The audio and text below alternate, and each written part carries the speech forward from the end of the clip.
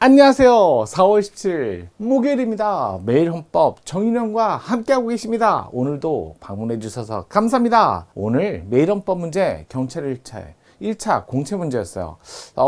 요즘에 경찰 1차 문제 쉽지 않아요. 물론 쉬운 문제도 있지만요. 전반적으로 볼 때 수준이 많이 높아진 것 같아요.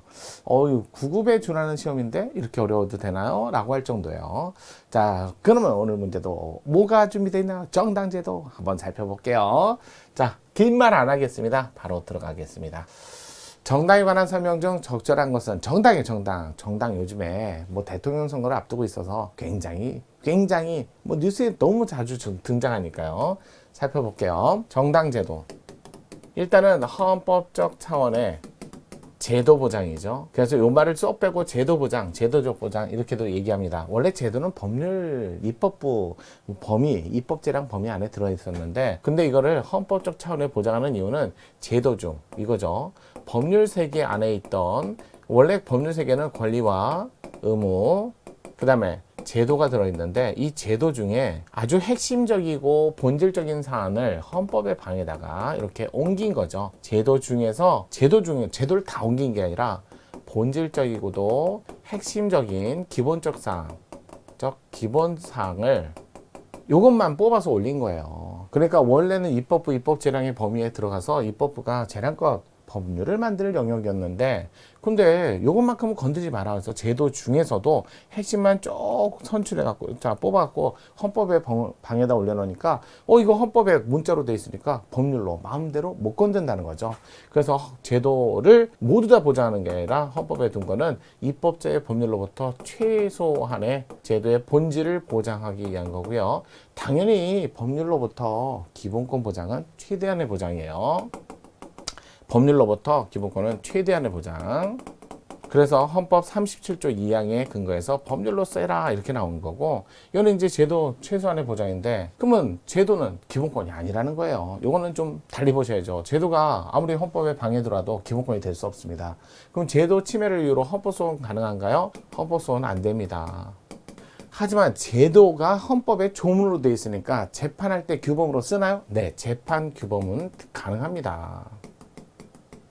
이렇게 좀 정리를 하셔야 돼요. 제도는 기본권이 아니니까요. 그래놓고 우리 헌법에 정당제도, 두 번째 선거제도, 세 번째 직업공무원제도, 네 번째 지방자치제도, 이런 것들을 마련하게 된 거죠. 그래서 이렇게 갖고 보고, 이거는 헌법 8조죠. 이거는 헌법 24조의 기본권이라는 게 있는데, 기본권 중에 선거권이라는 기본권이 있고, 이걸 보장하기 위해서 41조 1항의 국회의원 선거, 67조 1항의 대통령 선거, 요거를 지금 현재 기본권으로 보장하고 헌법에 조문을 둔 거죠. 헌법 조문에.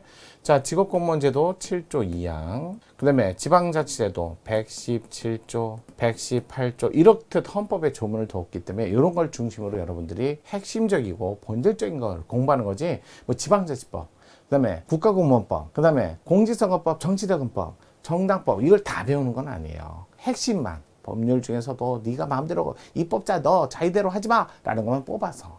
그래서 특히 여기 정당제도가 오늘 문제인데요. 정당제도. 자, 우리 정당제도 헌정사에서 정당이 처음 들어온 건 3차 개헌 때 헌법에 처음 들어왔고요. 그 다음에 8차 개헌 때 국고보조금 조항이 신설됐고, 그 다음에 9차 개헌 때 개헌 때 8조 2항에 목조할 해갖고 목적이라는 조항이 8조 2항에 요게 추가됐죠. 요 정도는 보셔야죠. 그래 놓고 8조, 지금의 8조가 1항, 2항, 3항, 4항 이렇게 4조항으로 이루어졌고요. 1항은 자유, 2항은 책임, 3항은 혜택, 4항이 보호 규정으로 위헌정당 강제해산이라고, 위헌정당을 강제해산하는 건 국가 권력자가 아니라 헌법재판소라는 독립기관 이외에서밖에 못하고, 국가기관은 헌법재판소가 위헌정당이라는 결정이 있기 전까지는 돈터치.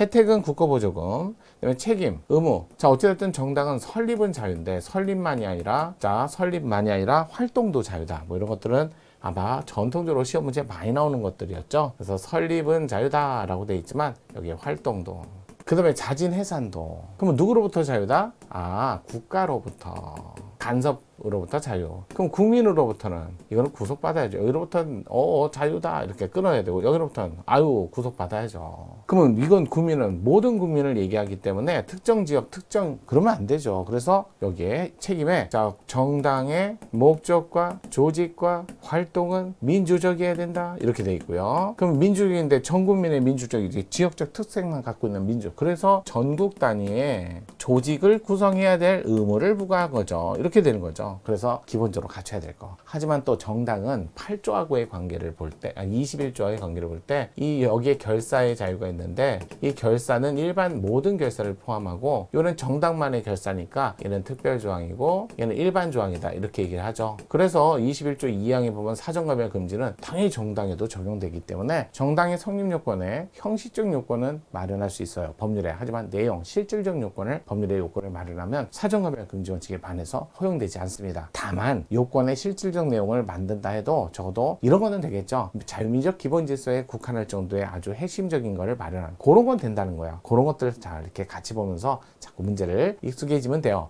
자, 정당이라는 게 법인격 없는 사단. 왜? 의사전달체로서 역할만 하면 되잖아요. 의사전달체니까 직접적으로 뭔가를 하면 안 되죠. 법인격 없는 사단. 전달만 해야죠. 국민의 의사를 모아. 그래갖고 전달하는데 좀 불편한 거야. 그래서 국회의원을 꼬신 거지. 국회의원이 정당에 있으면 따로 모아갖고 전달하는 절차를 거치지 않고 그냥 출근해갖고 저요 이렇게 하면 되니까요. 그래서 정당은요 그러니까 국회의원은요 정당의 본질적 요소는 아니에요. 그러다 보니까 정당의 목적과 조직과 활동, 그 중에 목적과 활동이 민주적 기본 질서에 반할 때라는 4조에 그러면 활동을 뭐로 볼까요? 이렇게 나오는 거예요. 활동이 잘못되면 헌법재판소가 해산할 수 있으니까요. 자, 소속 국회의원, 정당 소속 국회의원이 발언을 했다 해도 그건 정당의 활동으로 보지 않는 게 정당의 국회의원은 본질 요소가 아니라는 거예요. 적어도 정당 그러면 대표, 당대표라고 하죠. 최고위원 이 정도는 돼야죠. 이런 분들의 활동, 평당원의 활동은요. 정당의 지시나 명령에 따르면 정당의 활동으로 보지만 평당원의 활동을 곧바로 정당의 당원의 활동을 정당의 활동으로 보진 않아요. 그래서 자유민족 기본질서라고 엄격하게 해석해서 민주적 기본질서에 반할 때라는 것을 아주 좁게 해석을 해야 정당의 활동을 많이 할 수 있다는 거. 기본적으로 이건 아셔야 돼요. 그 다음에 정당. 자, 당원이 내는 걸 당비라고 합니다. 이럴 때 당원은요. 16세 이상 국민은 당원이 될 수 있어요. 하지만 이제 안 되는 사람. 헌법에 누구 있어요? 헌법 112조, 114조에 헌법재판소 재판관, 중앙선거관리위원회 위원은 정당의 당원이 될 수 없다고 명시적으로 명문화시켰어요. 그분들 외우셔야 돼요. 공무원, 국공립, 교원 포함 정당의 당원이 될 수 없습니다. 또 사립학교 초, 중, 고등학교 선생님도 미성년자에게 선입견을 줄 수 있기 때문에 당원이 될 수 없습니다. 하지만 사립대학교 교원은 당연히 될 수 있고요. 여러분 공무원 중에 대통령, 지방자치단체장, 국무총리는 당원이 될 수 있어요. 이런 것들은 좀 정리해서 계속적으로 공부하면서 암기를 하시는 수밖에 없어요. 외국인 당원 안 돼요. 중국에서 1억 명 보내면 어떡할 거예요.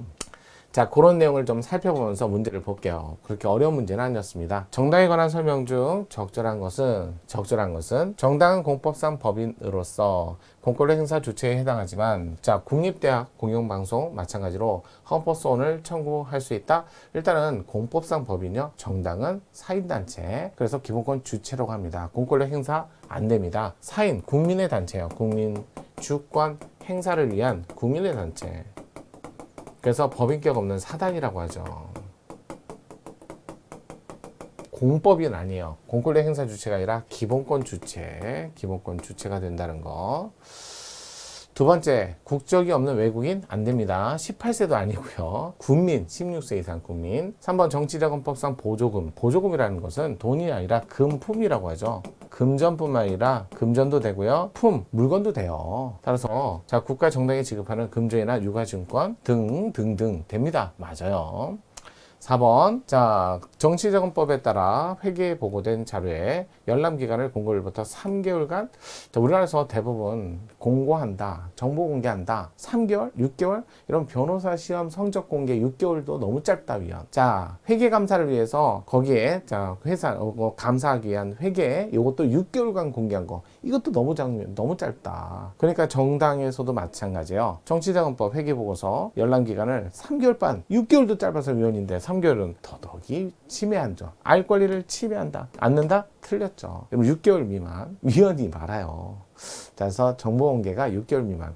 변호사 시험 성적 공개 6개월 미만도 6개월간만 하는 것도 침해예요. 알 권리 침해. 이것도 침해라는 거 꼭 알아두세요. 정리하셔야죠. 자, 이렇게 해서 정답은 3번이었습니다. 오늘도 저랑 같이 하셨죠? 내일도 금요일까지 하시고요. 또 주말은 통치구조 정인원과 함께 하겠습니다.